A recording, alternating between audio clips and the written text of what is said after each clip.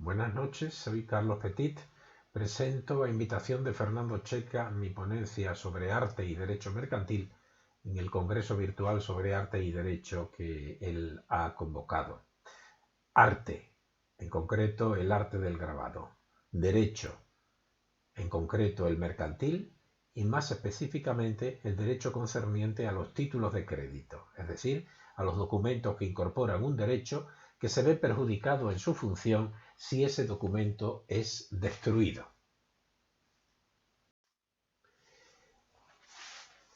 Los títulos de crédito, a los que responde esa rapidísima descripción que antes realicé, son ya una cosa vieja.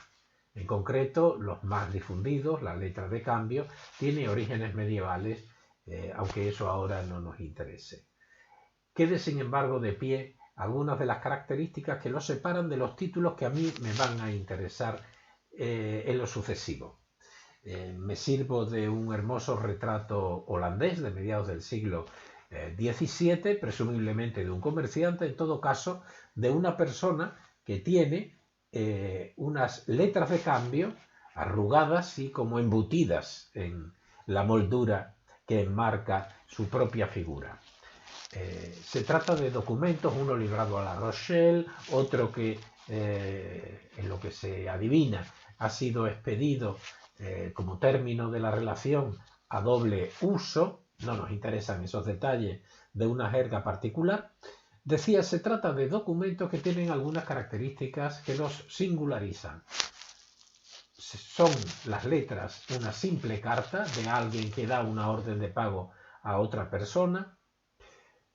Por tanto, y a estas alturas, órdenes que son manuscritas y, en definitiva, un acto jurídico singular. Aunque las letras de cambio pueden ser duplicadas y los comerciantes emitían la primera, la segunda, la tercera letra de cambio para garantizar que algunas de las copias llegaban a manos del destinatario, no eran títulos objeto de una difusión masiva. Podían circular por el endoso, pero en general, aunque la letra tuviera muchos endosantes, el círculo de los interesados era más bien reducido. Frente a ello nos encontramos que en la segunda mitad del siglo XVIII, en lo que concierne a España, en otros países europeos aparecieron en la centuria anterior, nos topamos con títulos de crédito de difusión masiva. Las acciones de las reales compañías de comercio, ahí les he puesto una fotografía de la Real Compañía de Filipinas, de la acción de la Real Compañía de Filipinas, estamos en 1785, los vales reales, una suerte de documento que acreditaba un préstamo a la corona al 4% anual. Se trata de un ejemplar de la primera emisión, pero en su cuarto año de renovación. Ahora me extenderé sobre ese punto. Y finalmente, otros títulos destinados a repetida publicación y difusión, como las cédulas del Banco de San Carlos, nacidas en 1783, como un experimento de papel moneda que no tuvo demasiado éxito. Desde luego, algún éxito artístico sí que pueden presentar estos interesantes antecedentes de nuestros actuales billetes de banco.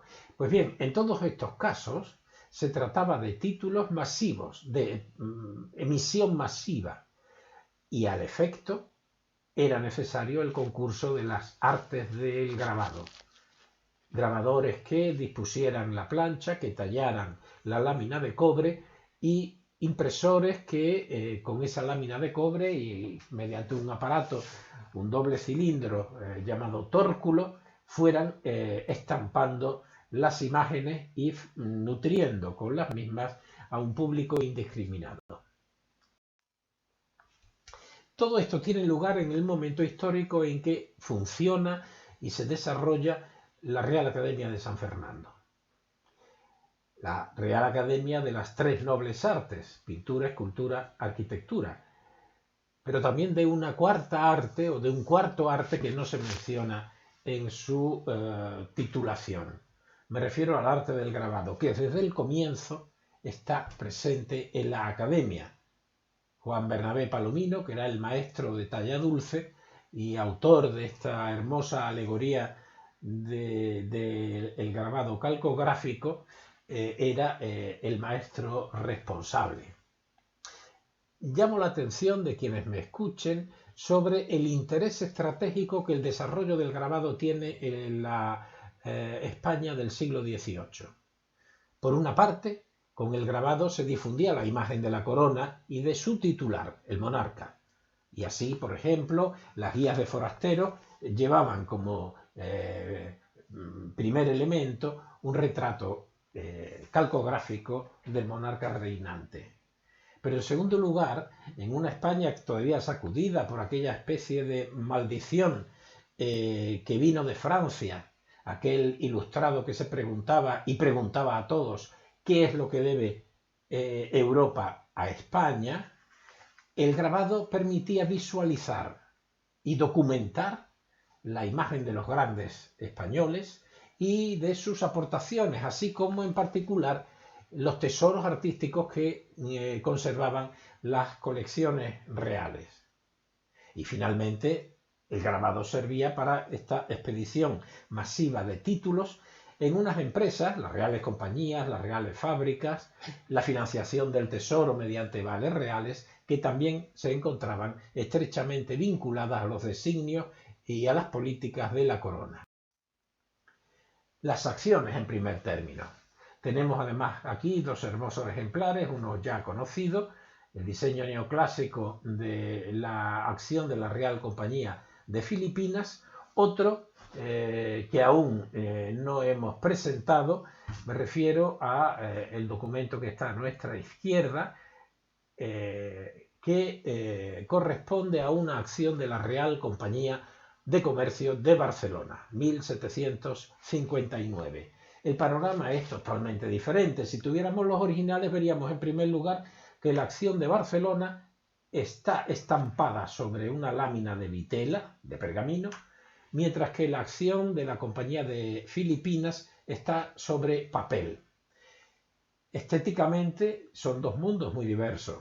La disposición horizontal de una frente al eje vertical que articula la otra, el santoral desde la Virgen de Montserrat al obispo Severo, a la Santa Eulalia, a María de Cervelló, etcétera, con la serranía de Montserrat al fondo, en el caso de Barcelona, frente a la aparición de elementos que tienen que ver con la monarquía que impulsa a la Real Compañía, a los territorios de la misma, Hispania rodeada entre África y América al pie de ese enorme pedestal, y a elementos relativos al comercio, fardos, un barril, un ancla, incluso a distancia se adivina la nao de Acapulco que unía el puerto de Manila con el puerto de Acapulco, en una ruta de enorme trascendencia económica e histórica. El estilo barroco de la acción de Barcelona fue tallada por Ignacio Valls, contrasta notablemente con el estilo neoclásico de la acción de Filipinas. En este caso, creo recordar, el grabador fue Fernando Selma. Pero es que además jurídicamente encontraban notables diferencias.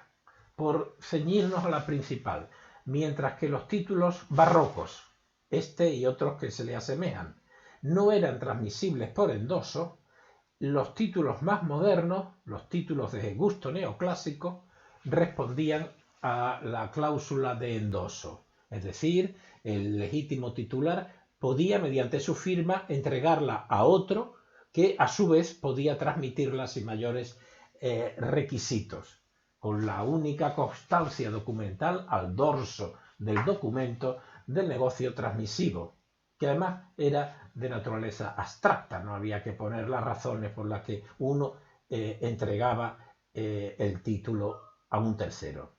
Mientras que las acciones más antiguas, también como las anteriores nominativas, solamente se podían ceder mediante un acto documentado notarialmente y la entrega de la escritura a los funcionarios de la compañía, que anotaban el cambio de titularidad en los libros de accionistas que estos llevaban al efecto.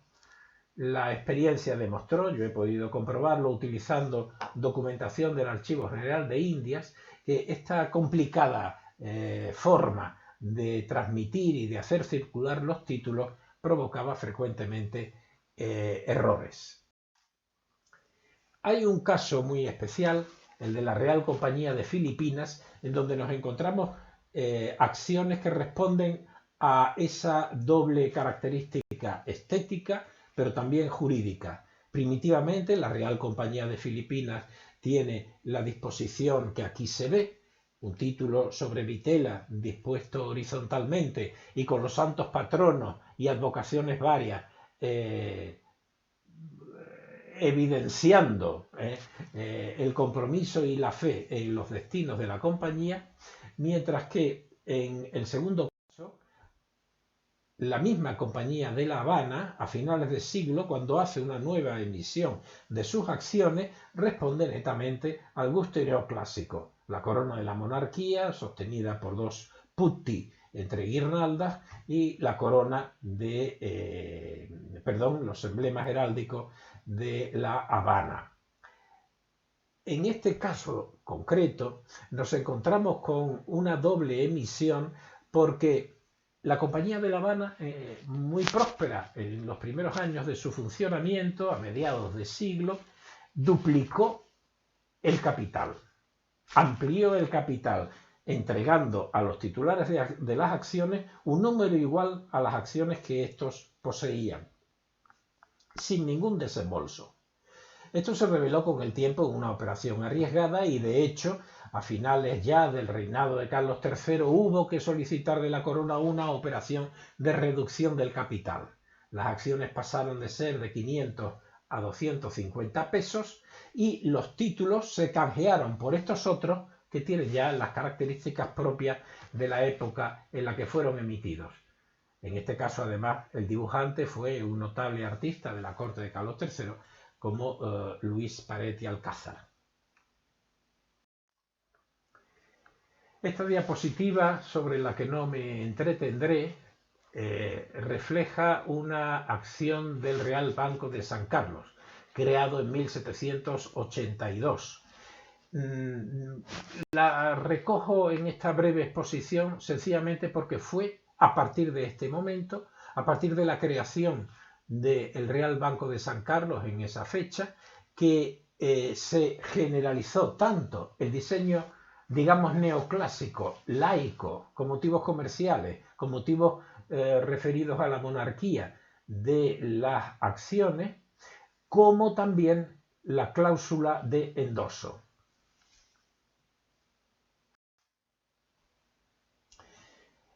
Junto a las acciones nos encontramos con los vales reales. Los vales reales eran unos títulos nominativos expedidos a favor de los prestamistas de la corona, asumiendo el Real Tesoro el compromiso de pagar un 4% de interés. Eran préstamos a largo plazo, inicialmente se preveía 20 años para su redención, con renovación anual. La renovación anual del título servía a varios efectos. De entrada, era el momento para abonar los intereses devengados. Pero es que además servía para que esos títulos, que eran nominativos pero ilimitadamente endosables, pudieran ser expedidos ahora a nombre del legítimo y último tenedor.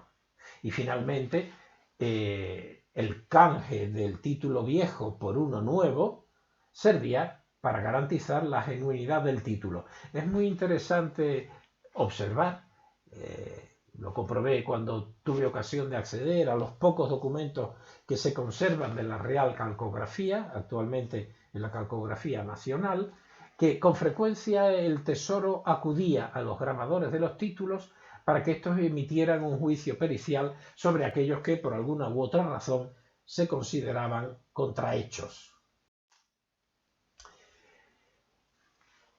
Aunque hay varios estilos artísticos en los vales reales, la fecha de su aparición, la primera emisión tiene lugar en 1780, justifica que predomine el estilo internacional del momento, esto es, un estilo de motivos pompeyanos. Recojo aquí un vale que grabó José Asensio sobre dibujo del valenciano José Jimeno, pero también una fotografía de la Casa del Príncipe, donde vemos la importancia de este estilo internacional, que además la propia monarquía borbónica, siendo rey Carlos III en Nápoles, había conseguido difundir como el nuevo canon estético clásico al que con gusto sometió toda Europa.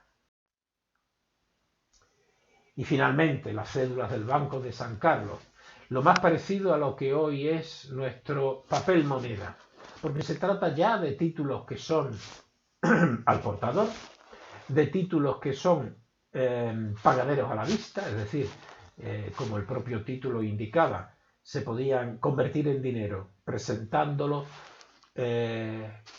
todos los días del año, salvo los festivos, desde las 10 hasta la 1 del día.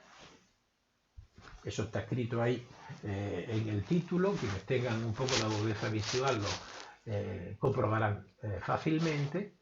Y que además tuvieron el hallazgo, no solo de que cada billete tenía un grabado diferente. Uno de los más hermosos es el billete de 1000 reales de Bellón, que ejecutó Fernando Selma, según dibujo de Antonio Carnicero, sino que además las tintas variaban según el valor emitido. Vemos ahí que para el vale de 600 reales se usó el color amarillo, mientras que la cédula bancaria de 1000 reales de Bellón se empleó el rojo. No hace falta esforzarse demasiado para concluir que este primer intento estaba llevado al fracaso. En definitiva, si la moneda metálica es ya un signo del valor de las cosas, del valor atribuido a los servicios, la moneda fiduciaria es un signo del signo. Y para que circule y que el público en general tenga depositada la confianza en esta clase de valores, hace falta, desde luego, bastante imaginación. Y finalmente, acabo esta intervención, que no pretende consumir demasiado tiempo de los recluidos que me observan,